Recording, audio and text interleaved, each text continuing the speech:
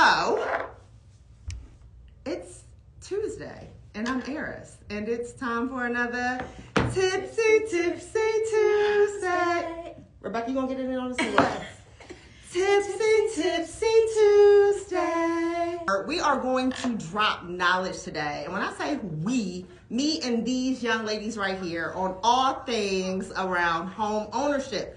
And one of the things that I'm super passionate about, even though I'm also really frustrated about it, is home ownership. And so today, I want us to be able to share with the people why home ownership is still a viable way to creating prosperity and wealth building, why it makes sense. And I just want to also get into a little bit around women of a certain age who may be holding out on this opportunity and why they should still move forward. Okay? But I'm Eris. Y'all know me because y'all here. Hey! Y'all need to know these two young ladies. So I'm going to start with my right, Rebecca. And then we'll go to the left, my soror, my number, Gladys. Hello, everyone. I am Rebecca Williams, the broker Becky on Instagram. The broker Becky. And I hang my license at Compass. I've been a realtor for about 9 years, licensed in DC, Maryland, and Virginia. But I can help you wherever you are in the country if you're looking to buy real estate. She said wherever you are in the country. Yes. We do not have limitations over here, okay? No limitations. Hello, I am Gladys Hamilton. I've been a licensed realtor since 2019, and I'm licensed in DC and Maryland. And I work with Rebecca on Rebecca's team, RW Properties at Compass. We hang our license at Compass. And just happy to be here with you all to share a little bit of knowledge. And like Eris said earlier, we are not waiting to buy property. We're not waiting to get married because women can now buy houses, in case some of y'all didn't know. You can buy houses on your own. So that's just a little introduction, and we'll get started. Turn it back over to Eris, my number, and my soror in Delta. Oh, I was like, your number is what? You better give out your phone. I thought you were going to give out your phone number. I didn't know what was going on here. Okay, so we are here for a good time, not a long time, and I just want to jump into a couple things. So I love when we had our pre-conversation, there were so many stories, there were so many examples. I call them little hacks that y'all were giving out. But I want to start by recapping what my June Tipsy Tuesdays were all about. Okay. Where are you going? I'm just getting oh, okay. Yeah, I want you in the frame, not out the frame. Okay, so one, I said to people, now I'm no expert. I have acquired a couple properties and I've had some stories that I'm going to share a little bit about what that was like. But I said for people to first and foremost to start with intention. So to really know their why before they buy, not just jumping out there because there's some milestone that you want to accomplish. To build or purchase with a strategy in mind. So I love strategy. It's like if you're going to purchase a home, approaching it, thinking about what it is that you want to accomplish. And that's something that a lot of people probably don't think about early on, especially when they're really young. And then the last piece was finishing with legacy. Knowing when to hold, knowing when to sell, being comfortable with maybe not necessarily passing it down. You may not have anybody to pass it down to.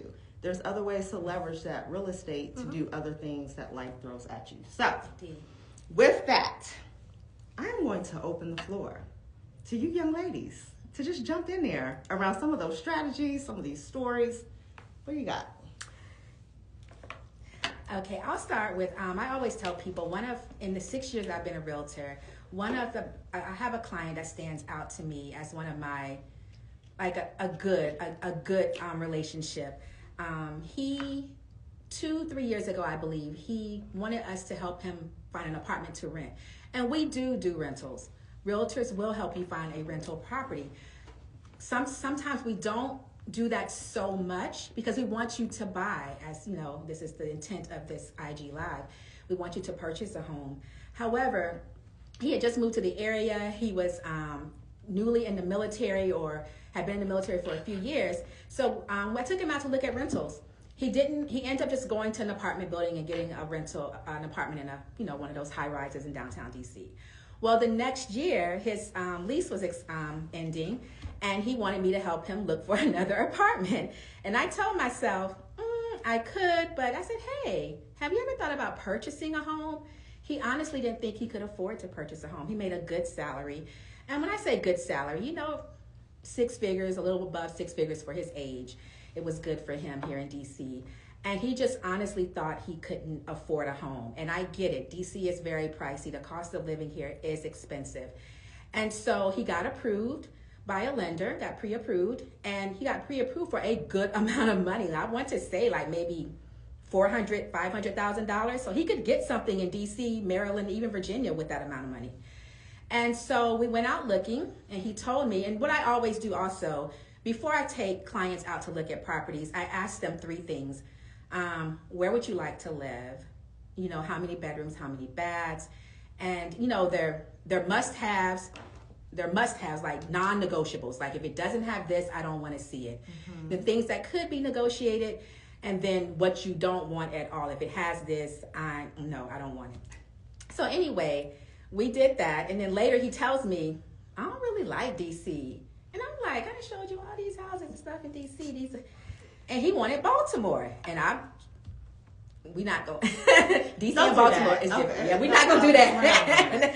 And so I said, okay, we can go to Baltimore. And we did. And he found a lot of properties in Baltimore that he loved. And that the other tidbit is, even though he was approved for that amount of money, he did not want to pay a certain mortgage. So I told him, I said, you don't have to buy a home for that amount of money.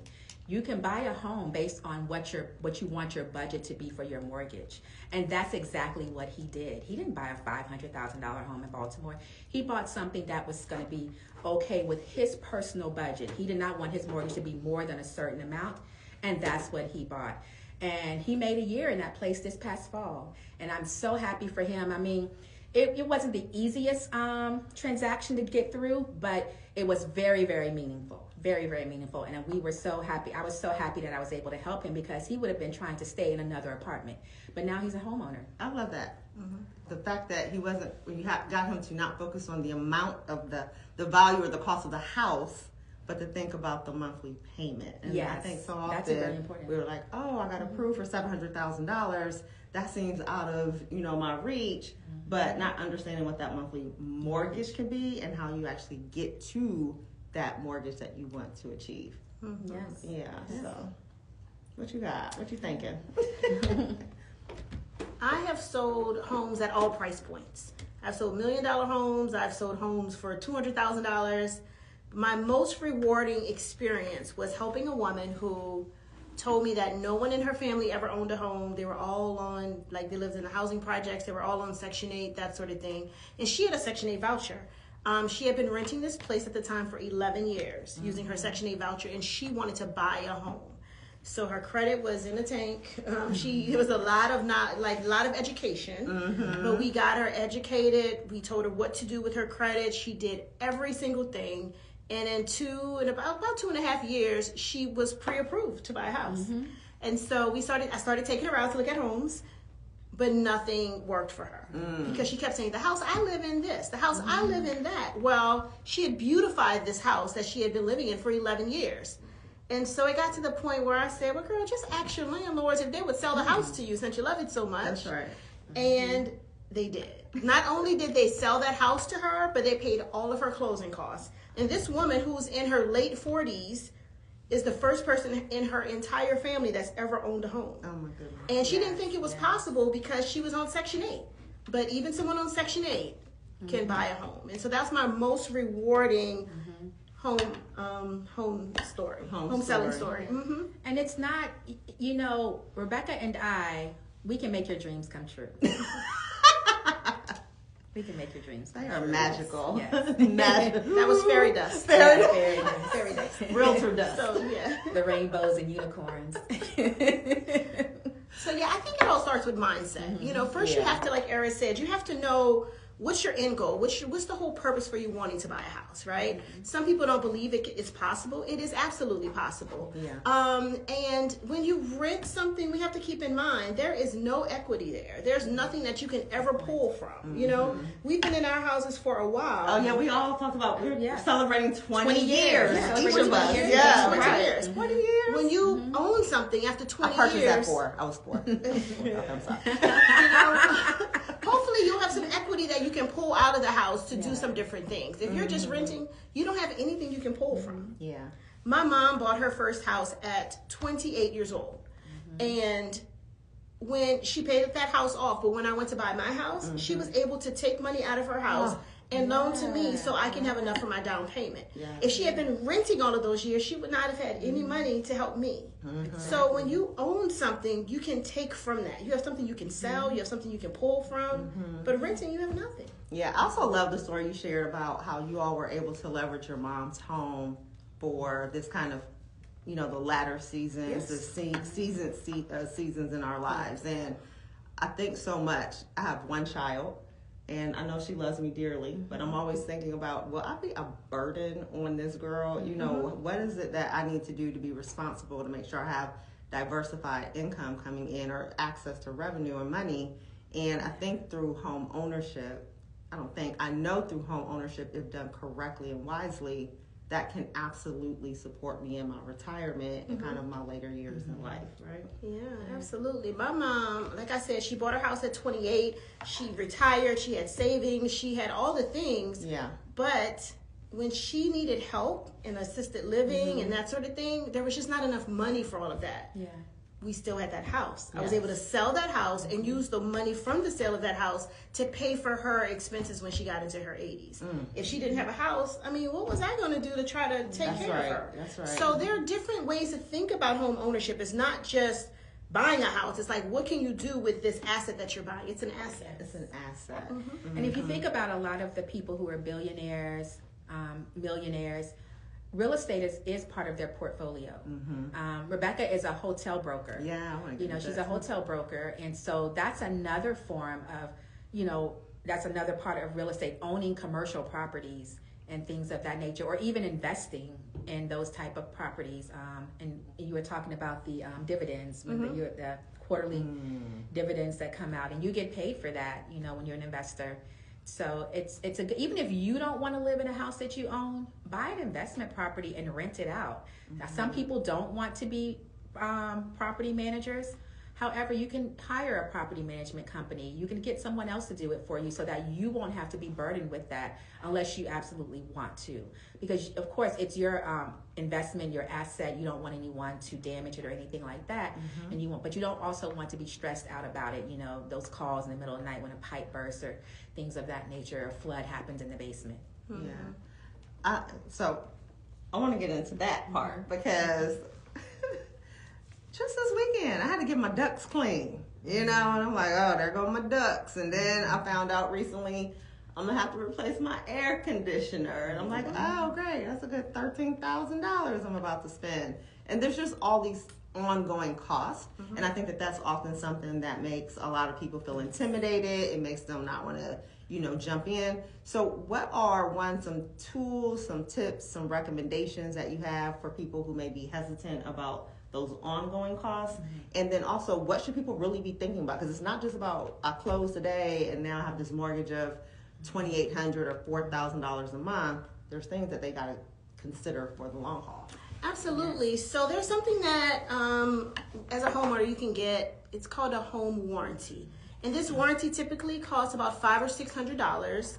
And it takes care of all of your appliances. If something went wrong, $500 or $600 $500 or $600 for the year. For it's the like year. One time, or you can pay monthly. I pay monthly. You pay monthly, and monthly is what, like less than $50? It was $89 a month. Okay. Because of my home warranty, you can buy different plans to include more appliances. Now I have probably the middle plan, and so mine is $89 a month.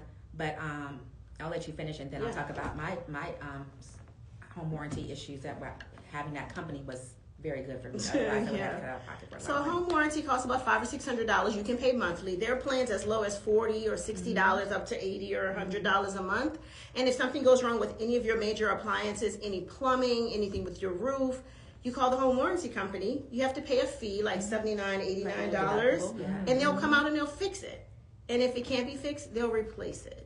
So that's a way to protect yourself as a homeowner, is to have one of those warranty programs.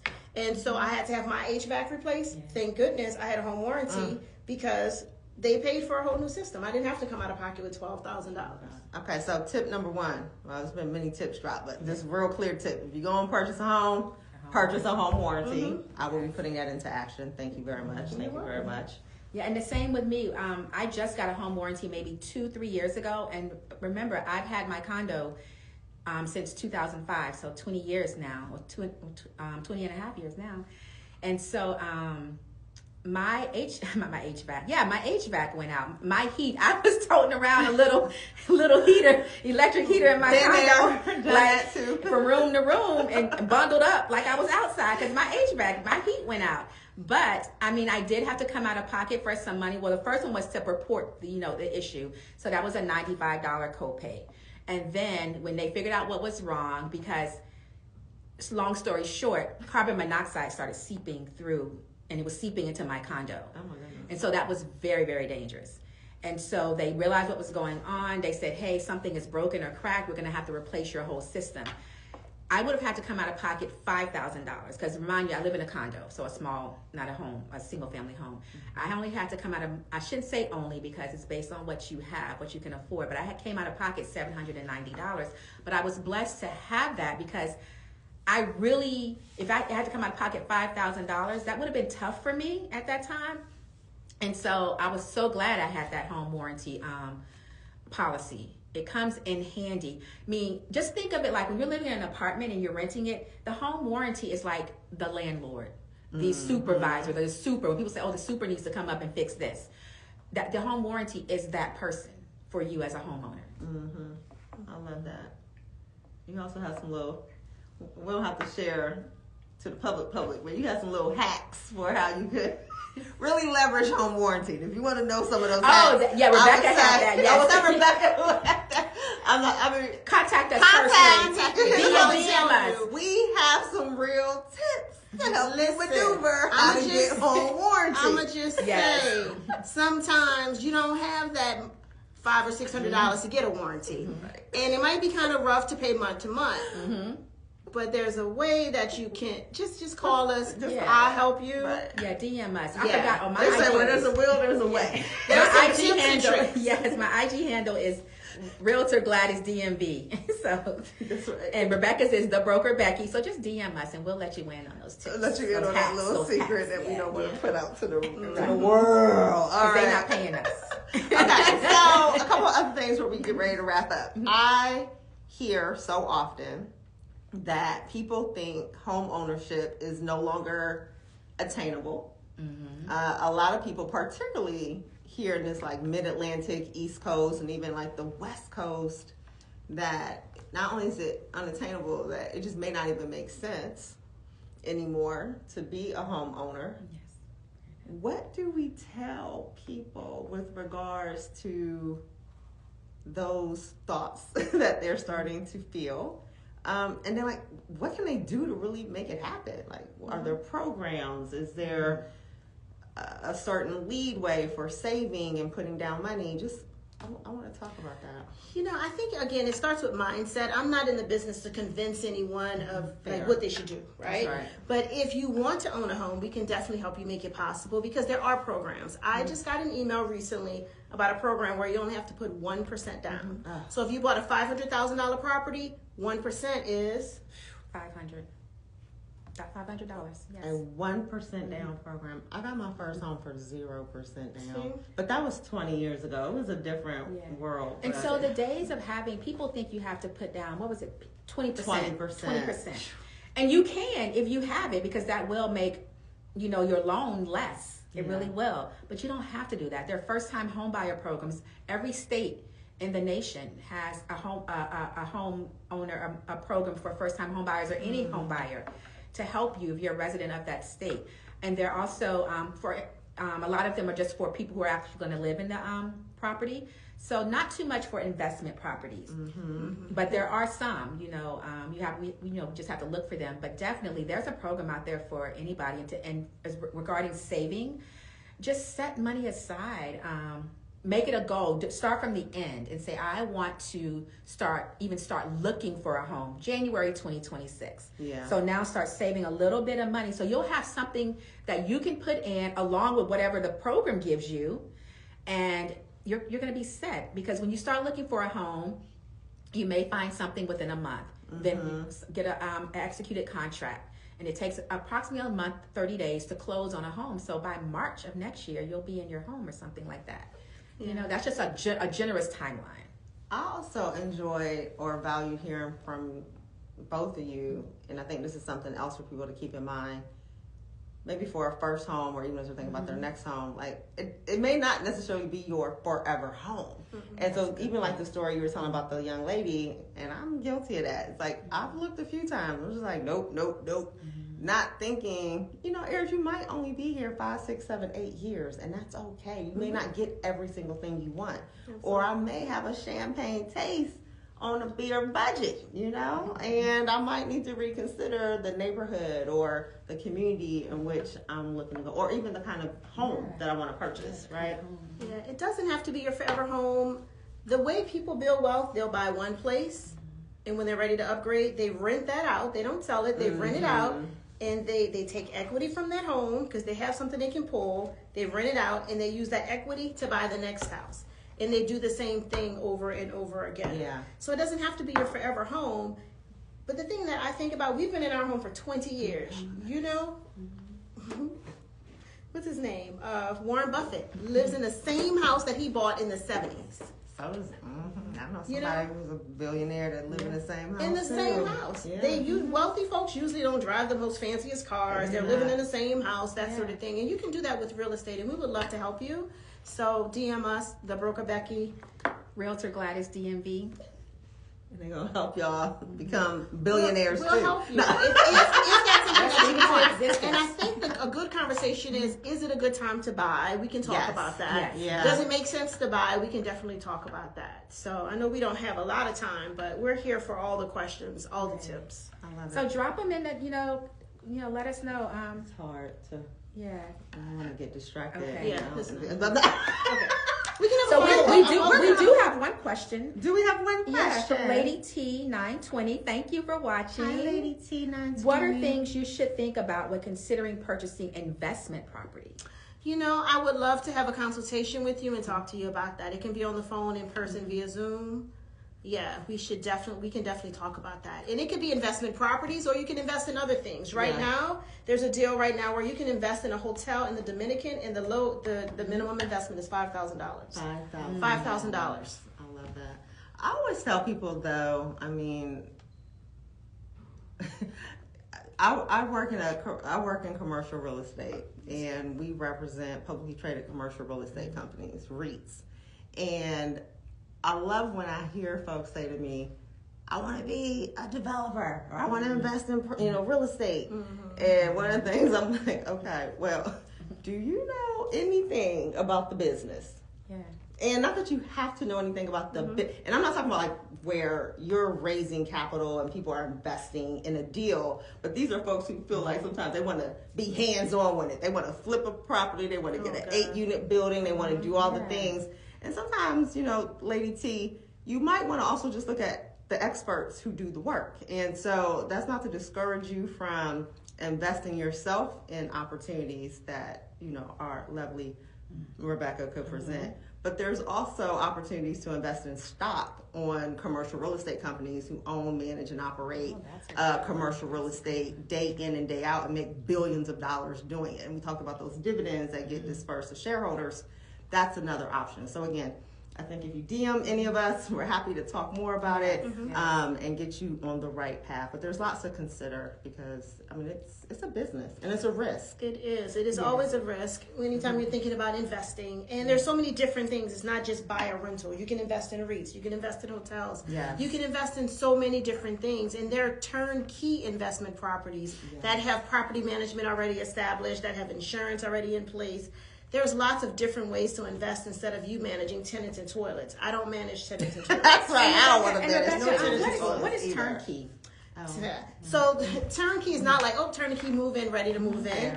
There are companies, corporations who buy houses, fix them up, and sell them to investors. And it's just turnkey, and they just say, where do you want to live? What's your budget? Here's a spreadsheet. Here are the houses. Property management is established. This is your taxes, that sort of thing. You get the documents, you wire your money, you own a property. It's just turnkey. And it's just about cash flow. You don't have to manage tenants, you don't have to manage toilets. take care of toilets. No tenants and toilets. No tenants and toilets. Getting those calls in the middle of the night. You don't want that. That's we another actually have question. another question. Hey, Vondra. Yeah, from Flora 143131. She says, "What about a multifamily home or a building unit and living in one of the units the first year after purchase?" I love You know that. what? That's a good question because FHA, the Federal Housing Administration, when you use an FHA loan, your down payment is only 3.75%. You can now use an FHA loan to buy a multifamily building. Like if you bought a 4-unit building using this loan with a low down payment, live in one, rent out the rest. There you go. There you go. And you will be the super on the property. No, you would not. No. You would get a property manager. management company. Yes. Get a property management company. I love that. I've actually considered that many times. I've thought about that, particularly in DC. Yeah. I mean, it's ridiculous here. It's like, maybe I'll just get a unit and then, or I'm in Rent out one the unit other and rent out ones, the yeah. others. I But just wouldn't let everybody know that I own the building. I wouldn't They let would everybody think you're know just that. a tenant also, That's right? all it is. I know that's Yeah. right. So that's a good idea as well, and we could talk about it. Okay. I have one last question. Okay. Actually, I want you to, one of y'all had, I think it was you who had this analogy about rental. And it was the car rental versus the home rental. was Rebecca. Like, I feel like it's a good little mic drop moment. Yeah, so, and I forget how I worded it, but most of you own a car, right? Yes. Why are you owning that car instead of like going to Enterprise and renting or taking Ubers every day? There's a value in actually having something that's outside your house. You can just walk outside and boop, boop, and get in and go. Yeah. So I think renting an apartment or a house is equivalent to renting a car every day or calling an Uber every day. That's not economically feasible. Yeah. You know, Yeah. if you ever needed to sell that car and do something with the money, if you're not upside down in it, you have something you can sell. You can't sell it if you're just renting a car every week or doing Ubers and Lyfts. Yeah. So it's the same thing. It's like if you can see the value in having a car, why don't we see the value in having a secured roof over our heads? You know, I have a brother who doesn't own a house, and he has to move. He has had to move 3 times because the landlord wanted to sell the house. Yes. That Why can put happen. yourself in that yes. kind of situation? Yeah, it can happen. Anyway, Absolutely. so, Yeah, and we're not downplaying or speaking so much negativity around renting because, as Rebecca stated earlier, when she said buy a property, stay in it for a little while. If you want to upgrade, get a bigger home, keep that property and rent it out. But when you rent it out, you need somebody to stay in it, right? So we still do need people to be tenants.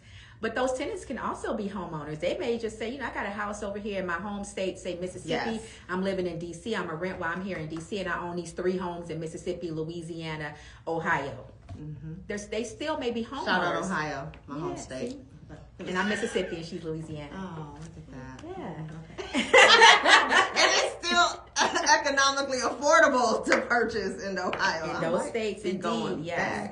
So yes, so we're not saying we're not being elitist, I should say, if that's the correct term, about homeowners and tenants, because there's a place for both. There are pros and cons for both, but there are more pros to being a homeowner, of course, and we just spelled all those out. And like we said, you feel free to DM us, contact us at our Instagram handles, and we can go into more depth with you about that if whatever you're interested in. Yeah, and Gladys, I'm glad you said that. We need somebody at every level. We need tenants because landlords need tenants. So we need somebody. Do you want to be the landlord or do you want to be the tenant? You want to be the one getting wealthy or you want to be the one helping somebody get wealthy? I'd rather be the wealthy one instead of helping other people get wealthy. I mean, what else is there to say after that? I would rather be the wealthy one. And so listen, I think to wrap it up, the tips for today: get some home warranty. Look into programs within each of your jurisdictions as it relates to supporting with kind of down payment, thinking more about the communities and the types of, what am I gonna call it, like the types of homes and the type of asset that you want to purchase, right? Condo, multifamily, single family, like there's so many different options. And I think the biggest tip and takeaway is contact these ladies. It does not matter where you are in the world, where you are in the country. They have advice that they can help you with strategically, and or they have services that they can provide to help you not just with purchasing a home, but also maybe investing in a hotel. I mean, $5,000, you might spend that just eating out over the course of the year. I mean, easy. Exactly. And You you could can. be And in investing in a DC, when you hotel. eat out in DC at a restaurant, you probably spending at least $100. You are if you drink spending alcohol. at least $100. Okay, so cut back and start moving towards home ownership. Mm-hmm. And if you are a lady of any age, certain age, you ain't gotta wait on no man. You don't have to wait on when life could or should or would go to the next level, because you can always what? You can sell it, you can rent it, you can do something with it if you purchase it today. So we hope we have answered some of your questions. We've been able to debunk some of the myths that home ownership is no longer viable, that it's not feasible, and that it no longer makes sense, because it does. Thank you all for joining our live. Bye.